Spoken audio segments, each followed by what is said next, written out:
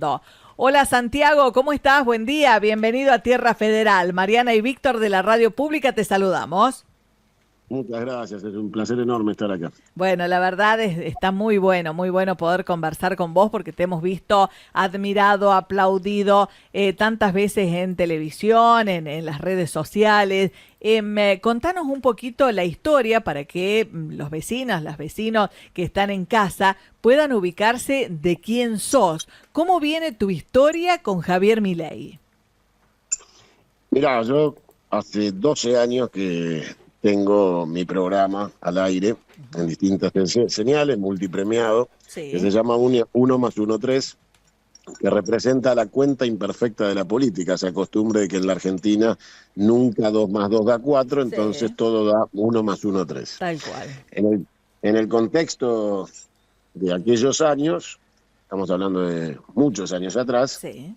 conozco a través de Diego Giacomini a Javier Milei y Ujú. finalmente lo incorporo al panel como panelista de economía para que diera una visión contrastante con el resto de los economistas que yo tenía en aquel momento y con mi propia opinión, porque mi programa siempre ha sido garantía de pluralidad Ujú. y cuando nos ponemos monocorde buscamos obviamente el disenso para construir y para que la gente pueda tener diversidad de opiniones. En ese Bien. contexto se suma Javier Milei y dura 4 años, 2 años como panelista en el programa en Crónica y Sí. 2 años dura en Canal 22, en mi canal, Ujú. con un programa con Diego Giacomini que se llama, y todavía sigue vigente sin él, Ujú. lo hace Diego Giacomini, que se llama Economía al Cuadrado. Ujú. Un programa que el título se lo puse yo, porque cuando vinieron a verme juntos para poner el programa en el canal, les dije, miren, ustedes hablan de economía y son dos, esto es Economía al Cuadrado. Tal cual, está bueno. Finalmente, finalmente, a lo largo de los años, esos 4 largos años, fui víctima de sus confesiones personales, de sus miserias, tal vez de ahorrarse el psicólogo, Ujú. y entonces fui sorprendiéndome con un personaje que obviamente tiene problemas de salud mental, que se ha negado a tratarse como corresponde y no ha seguido el consejo médico y ha hecho de su vida este esperpento que tenés a la vista.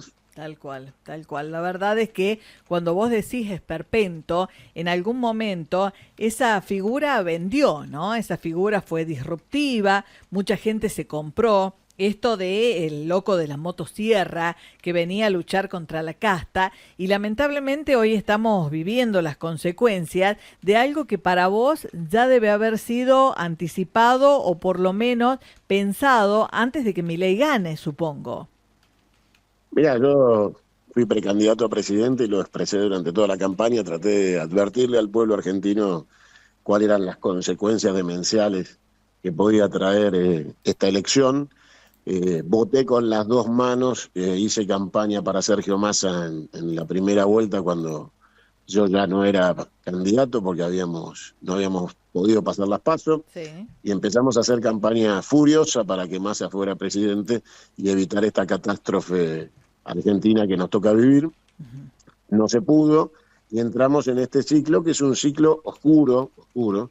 Esto es un agujero negro en la historia argentina, con una persona que no gobierna, no está en sus cabales y que evidentemente es instrumento de aquellos que lo crearon, aquellos que tomaron el personaje para poder hacerse del poder. Ujú. Ayer en el Congreso se vio claramente, en ese show dantesco, hitleriano, fujimorense, Mm. de la escena del poder sentada a los costados, controlando su discurso y utilizándolo para advertirnos a los argentinos lo que van a hacer con nosotros, cual Gestapo nazi. Y la verdad es que es eso, Milei es simplemente el mascarón de proa de un barco pirata que lo utilizan una y otra vez para tratar de sostener un espacio social que los legitime para el saqueo y el robo y este plan de negocios que ha ocupado la Casa de Gobierno. Pero Milei es un ser pequeño, intrascendente, que solo se ha transformado en el títere de estos sectores mandantes que vienen a saquear la Argentina y a ponerla de rodillas frente al imperio, a transformarnos en una colonia de exportación de insumos primarios, de volvernos al preperonismo, de eliminar todos los derechos sociales y de esclavizar al pueblo sacándole el recibo de sueldo para que vuelvan a ser jornaleros y el patrón de la estancia decida quién come y quién no come. Bueno, este es el modelo, estamos en esa instancia, pero te insisto con algo importante, que nadie crea que Milei manda. Milei es un payaso de turno. Soltá el carrito.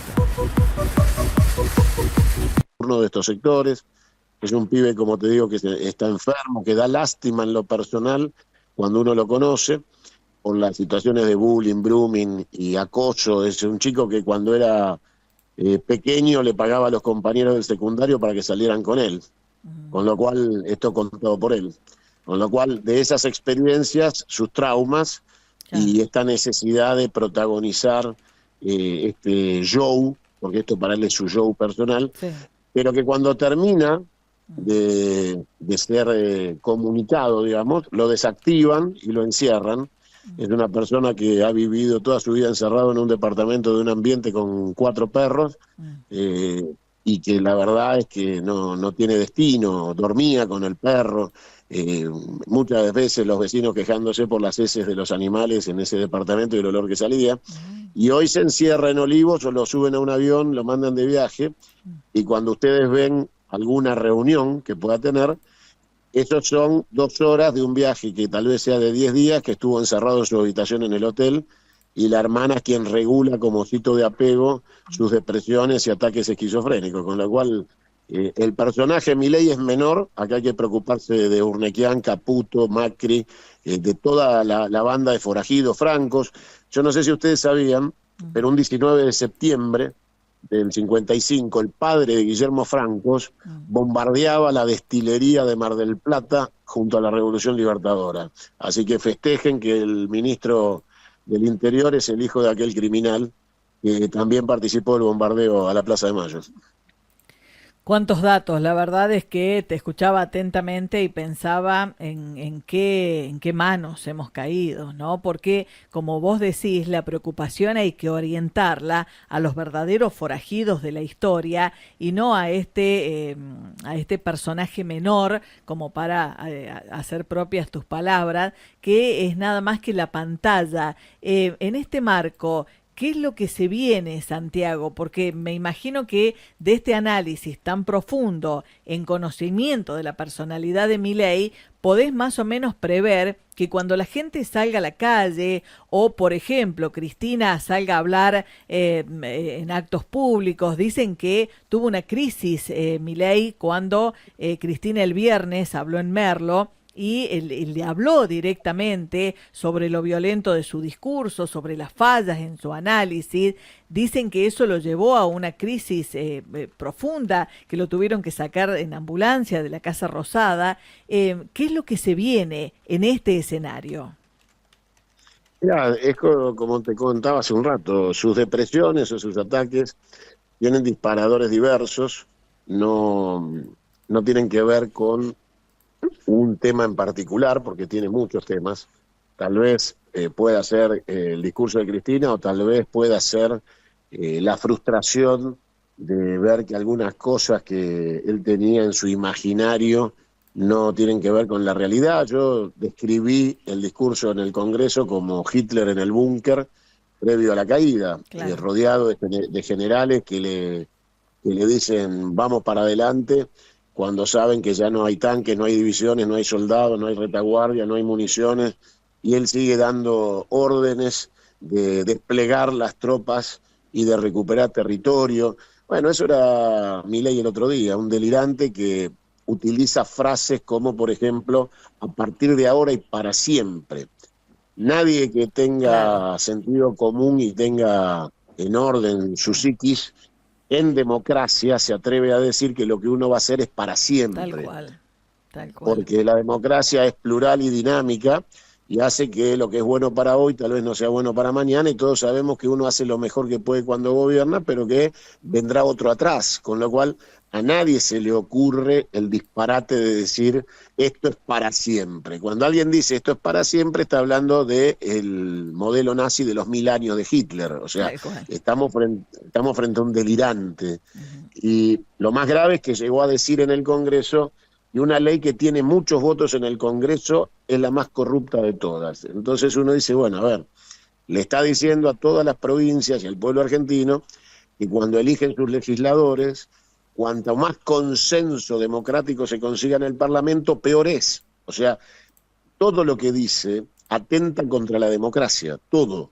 Su discurso es un discurso 100% de un dictador bananero que podríamos comparar con aquel personaje inolvidable de Olmedo del dictador de Costa Pobre. Tal cual. O sea, una persona que no está en sus cabales y cree que nos ordena cómo vamos a vivir nosotros y nuestros hijos, cuando él no es capaz de regir su propia vida y tampoco tiene hijos que vayan a pagar las consecuencias de sus actos. Tal cual. Con lo cual, yo quiero que, por ejemplo, para hablarle a los chicos que habitualmente yo tengo la suerte de que me escuchen, siempre les digo, muchachos, ustedes compraron el discurso de alguien que jamás tuvo un kiosco, ni pagó un sueldo, ni no puede administrar una calecita porque la choca. Están frente a una persona que les habla de libertad de mercado y siempre fue empleado. Entonces, la realidad es que yo, que soy empresario, lo escucho y le digo a los chicos, le digo al pueblo argentino, están frente a un burro que no puede sumar con los dedos. Es una persona que de economía no entiende un carajo. Es simplemente un repetidor de eslogans de una doctrina nazi que copió de los libertarios, entre comillas, como Murray, que es... Si ustedes leen algún libro de Robert Murray, se van a dar cuenta del nivel de desquicio, entre otras cosas, la propensión a la tolerancia hacia la pedofilia, con lo cual estamos en una situación grave con una persona que no conduce, pero comunica. Lo que comunica es terrible y es antidemocrático, y atrás hay un grupo de empresarios que van a profundizar muy rápidamente el saqueo de la Argentina y este plan de negocios, porque saben que esto no dura. O sea, ellos saben que, por ejemplo, el apagón que se produjo en la cadena nacional, el pueblo argentino no lo quiso ni escuchar, es una señal de fin de ciclo. Y ellos saben que tienen que apurarse, que tienen que saquear la Argentina lo más rápido posible, porque como siempre pasa, después de un ciclo liberal, nos entregan la patria hecha pedazos, en ruinas, nosotros la tenemos que reconstruir. Y lamentablemente el pueblo argentino siempre le ha dado la posibilidad de que vuelvan para volver a robar lo que hemos construido. Esta vez tendríamos que ir, una vez que recuperemos el control de la Argentina, hacia una reforma constitucional como han hecho acá en La Rioja, gracias al gobernador Ricardo Quintela, que garantice que los logros del pueblo argentino tengan rango constitucional, que es lo que Perón hizo en aquel momento con la Constitución del 49, que sigue secuestrada, y que, por ejemplo, le daba a los trabajadores el derecho al 50-50 en la renta de productiva. Bueno, debemos volver a repensar y entender que nos hemos equivocado. Pasamos algunos años largos en el poder y en vez de darle rango constitucional a los derechos nos conformamos con que fueran leyes, y las leyes se cambian con otras leyes o con un decreto anticonstitucional que hace 9 meses que la Corte no deroga, porque son cómplices del saqueo de la Argentina. Ahora, la gente se compró este personaje. El año pasado, cuando nosotros hacíamos este mismo programa y hablábamos de todas estas cuestiones, hemos llegado a tener discusiones serias con colegas, por ejemplo, que nos decían, che, dejen de meter miedo, no les digan a los chicos que las universidades van a colapsar y se van a terminar cerrando, o se van a terminar cerrando carreras porque no se van a poder financiar. Y realmente eso es lo que está pasando. ¿Por qué la gente se compró este sufrimiento? La misma pregunta se la hice al autor del Loco, el libro de Javier Milei, el libro de la biografía no autorizada. Y él me dio una respuesta que a mí me dejó pensando, pero te lo quiero consultar a vos. ¿Por qué el pueblo argentino, mayoritariamente, como en un sistema democrático, se compró este personaje que les prometía sufrimiento? Mirá, Primero tenemos que ser capaces de analizarnos a nosotros y queremos que la gente nos escuche analizar a los demás. El loco siempre fue un loco, pero nosotros tuvimos un inmoral corrupto en la Casa de Gobierno haciendo fiestas en Olivos de carácter prostibular y utilizando el poder para satisfacer sus necesidades sexuales desvariadas y alocadas, que se llama Alberto Fernández. Con lo cual, el tránsito por la pandemia y las situaciones que se vivieron de deshonor en el cargo de esta persona hicieron que la sociedad entrara en un ciclo de amor y odio, frío caliente, yin-yang, con lo cual no había tiempo de explicar que lo que venía era esto, porque la gente simplemente quería castigar. Había una necesidad de castigo, de marcar una línea de no tolerancia a actitudes que son reñidas con lo que la gente espera de su gobierno del Estado.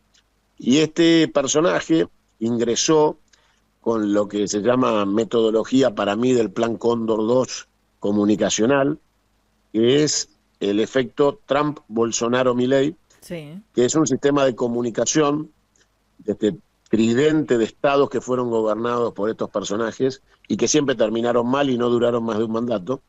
Yo espero que este termine mal antes y no tengamos que esperar 4 años. Trabajo todos los días para que se vayan. Creo que el Congreso debe promover el juicio político. Yo lo presenté, fui el primero que lo presenté, a los 25 días del gobierno, cuando el gobierno emite el DNU absolutamente anticonstitucional. Pero bueno, ¿por qué la gente creyó? Yo creo que la gente necesitaba creer, porque veníamos del cierre de comercios durante 2 años, fundir a la sociedad argentina, fundir el comercio, impedirle a los familiares que velaran y despidieran, hicieran el duelo de sus seres queridos muertos. Y esas cosas son muy profundas y ni siquiera tuvimos la capacidad de autocrítica frente a la sociedad. Y en el medio de la campaña, cuando Sergio Massa estaba haciendo el milagro de casi ganar en primera vuelta por 2,5 puntos, tuvimos al degenerado de Insaurralde en un yate, removiendo los tristes recuerdos prostibulares de los funcionarios públicos de la etapa del último gobierno. Y con eso sentenciamos la derrota, no por virtudes de ellos, sino por el desprecio por la sociedad que han tenido estos personajes que han utilizado al peronismo como instrumento de entre comillas, por supuesto, como sarcasmo, de progreso social y ascenso social personal a partir del saqueo de las arcas del Estado y de esas actitudes que ninguna madre de familia peronista toleraría jamás, porque obviamente hubo muchos compañeros que votaron este gobierno, hubo muchos trabajadores frente a un acto de la CGT apoyando a Alberto Fernández, decidieron no creer más en la CGT.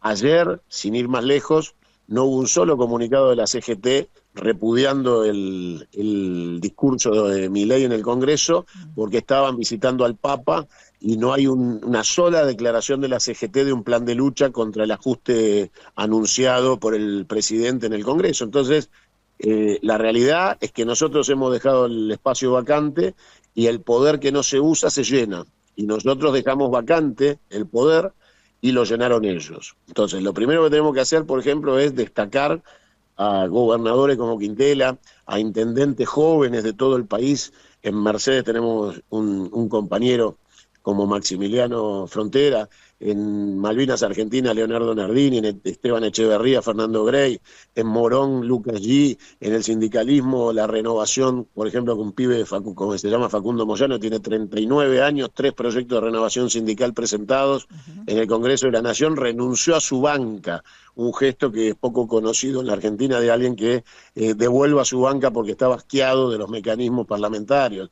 Tenemos que sacar el sub-50, armar la escaloneta del peronismo, ponerla en la cancha, darle lugar a la juventud y mostrarle a la sociedad que hemos entendido el castigo, pero que literalmente la sociedad se ha pegado un tiro en los pies y ahora tiene que recomponer su relación con la democracia y con el peronismo, porque los días más felices volverán a ser peronistas, pero no antes de que podamos pedirle disculpas a la sociedad por tanto mal hecho y por tanto miserable que ofendió a la sociedad en nuestro nombre. Santiago, gracias antes que nada por atendernos. Sé que nos brindó unos minutos para dialogar con la radio pública. Bueno, hoy el rol que le toca al peronismo es la oposición y es una oposición que debe armarse nuevamente, como decís.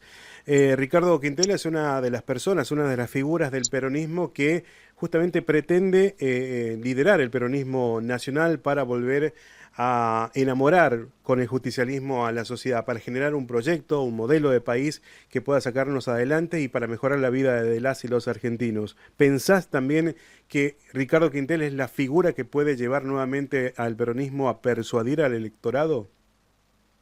Mirá, obviamente he venido a La Rioja, entre otras cosas, a ponerme a disposición del gobernador para sus aspiraciones en el PJ. Vamos a trabajar duro y estoy seguro que va a ser el presidente del Partido Justicialista, aunque yo haya superado la etapa del pejotismo, porque me considero obviamente peronista y el peronismo es un movimiento y el PJ es un instrumento electoral, pero el PJ debe recuperar la democracia interna, la vida institucional, se deben volver a obtener los cargos partidarios y públicos a través de internas con padrones limpios, con reafiliación masiva en todo el país, y para eso hace falta una persona honesta y probada como es Quintela, que puede garantizar la vuelta del Partido Justicialista al peronismo, porque realmente, como te decía, con personajes como Insaurralde o Alberto Fernández como presidente del Partido Justicialista, alguien que jamás en su vida lo fue y es el deshonor más grande que ha tenido el Partido Justicialista en toda su historia, evidentemente no hay ninguna posibilidad que el PJ esté en el peronismo. Claro. Ahora, si esto se da, si Quintela es el presidente del instrumento electoral de los peronistas, volveremos a tener vida institucional partidaria y podremos confeccionar frentes electorales donde el peronismo vuelva a ser la locomotora y no el furgón de cola de proyectos que no son peronistas. Quintela no dice que es peronista, gobierna como peronista, claro. Con lo cual está probado, sabemos de quién hablamos y sabemos lo que puede hacer asumiendo esa responsabilidad. Tiene la cintura política y el expertise para conformar la unidad de todos los sectores, con lo cual yo estoy seguro y trabajo para que Ricardo Quintela sea el presidente del PJ, siempre entendiendo que el pejotismo no es el peronismo. Claro. El pejotismo nada más que la administración de un instrumento electoral que cuando lo manejan personas nefastas termina siendo una mochila de plomo que a los gobernadores les significó derrotas en muchos territorios y en muchos municipios de provincias que aún retuvimos, y que se transformó en eso, en una mochila de plomo y no en un instrumento de victoria. Así que espero ansiosamente el desenlace de la elección interna del peronismo, que le permita a Quintela, entre otras cosas, ganarle a quien se le enfrente, porque evidentemente puede haber otros que tengan voluntad de ocupar el cargo, y estoy absolutamente seguro que Ricardo va a superar ese trance con comodidad si alguien aspira al mismo cargo y está dispuesto a ir a la confrontación. Y entonces a fin de año podremos tener un presidente del Partido Justicialista que devuelva al Partido Justicialista a los peronistas, y ahí yo seré el más feliz de todos. De los cunios. Santiago, no, capaz que la pregunta que te voy a hacer no es políticamente correcta, ¿no? Pero no puedo evitar hacértela. Cuando hablas del PJ, cuando hablas del peronismo, este peronismo que se viene, ¿es con todos o con todos algunos? Pregunto porque hoy por hoy, ¿qué te suma un Pichetto? Acá en La Rioja, ¿qué te suma un Bossetti, por ejemplo? No se terminan de cambiar de fila, pero por ahí cuando el partido tiene esta apertura al diálogo, son los primeros en ponerse en la fila y después los primeros que traicionan. Reitero la pregunta, ¿el peronismo que se viene es con todos o todos algunos? Mira, el peronismo no contempla la traición. Nosotros festejamos el Día de la Lealtad.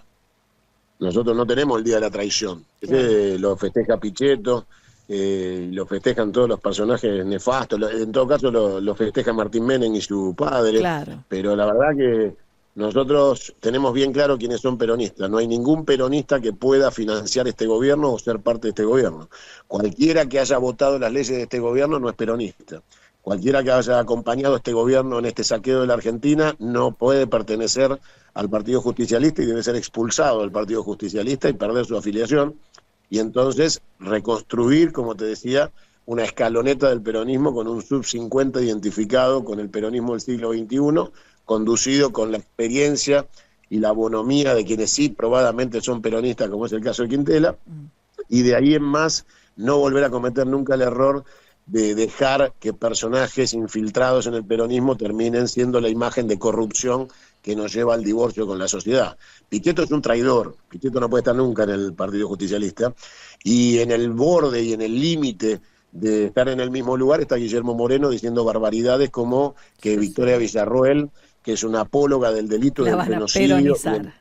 y empleada de Astiz, puede ser peronista. Bueno, cada uno define su propio destino.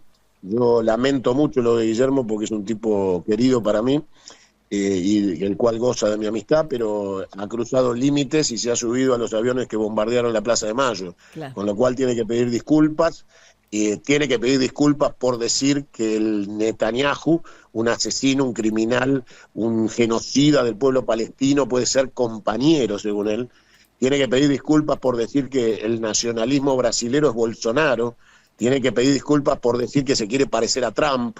Bueno, todo eso son límites de los cuales no se vuelven. Tal cual, tal cual. Santiago, invitamos a la charla Democracia en Riesgo y Redes Sociales mañana a las 10:30 de la mañana en el Partido Justicialista. Piden que lleves mate, ganas de aplaudirte y de escucharte porque la verdad sos esclarecedor en muchas cuestiones. A mí me has acomodado los patitos, las piezas en el ajedrez en 5 minutos y esto es muy valioso. La manera de expresarse muchas veces hace que la gente se cierre o que la gente se ponga permeable. Bueno, me parece que Santiago Cunio tiene mucho para transmitir en ese sentido. Gracias por venir a Tierra Federal, sos siempre bienvenido y un abrazo grande, grande para que vuelvas. Muchísimas gracias a ustedes por la acogida, por la bonomía y por el calor que da esta provincia a quien la visita. Y siempre voy a volver porque soy confederado, así nací y así moriré. Gracias, Santiago. Un placer tenerte en el aire de la radio pública. Santiago Cuneo, mañana en el Partido Justicialista, Democracia en Riesgo y Redes Sociales, ¿sí? 10:30 de la mañana. Me encantaría que la charla se haga a la tarde para poder asistir, pero bueno, seguramente vía un móvil vamos a estar cubriendo la actividad.